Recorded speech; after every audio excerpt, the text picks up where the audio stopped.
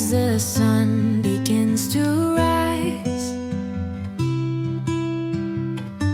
we lift our hearts to the skies.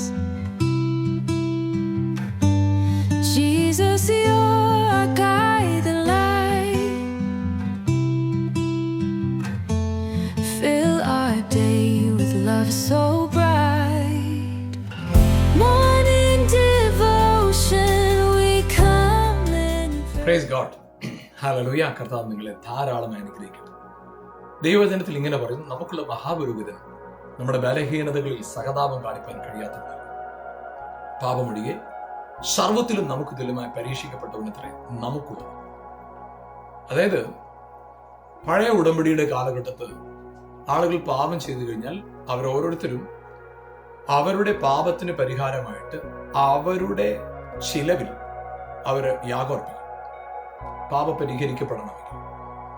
എന്നാൽ അപ്പോഴും ആ പാപം പരിഹരിക്കപ്പെടുക എന്ന് പറയുന്ന പ്രക്രിയ പൂർണ്ണമാകുന്നത് ആ രക്തവുമായിട്ട് മഹാപുരോഹിതൻ കൃപാസനത്തിലേക്ക് എത്തുമ്പോൾ അവിടെയാണ് പാപപരിഹാര പ്രക്രിയയുടെ പൂർണ്ണത. എന്നാൽ ഇവിടെ യേശുവിനെ കുറിച്ച് പറഞ്ഞ് നമുക്കുള്ള മഹാപുരോഹിതൻ നമ്മുടെ ബലഹീനതകളിൽ സഹതാപം കാണിപ്പാൻ കഴിയാത്തവനാണ്. അതായത് പഴയ നിയമത്തിൽ ഒരു പുരോഹിതന് ഒരാളോട് സഹതപിച്ച് അവരെ ക്ഷമിക്കാൻ സാധ്യമല്ല. സഹതപിച്ചതുകൊണ്ട്, സഹതാപം തോന്നിയതുകൊണ്ട്.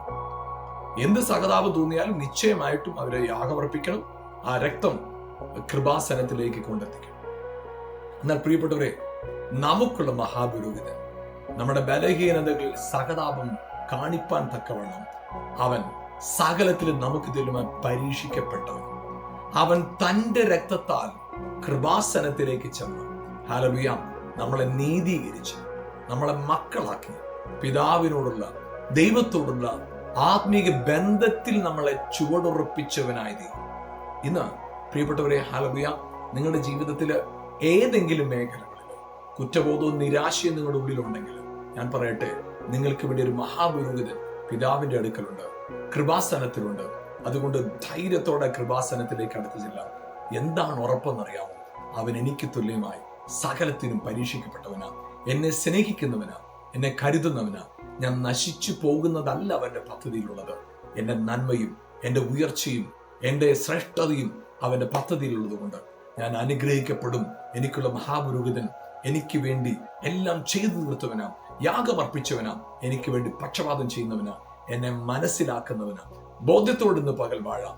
God bless you. Amen.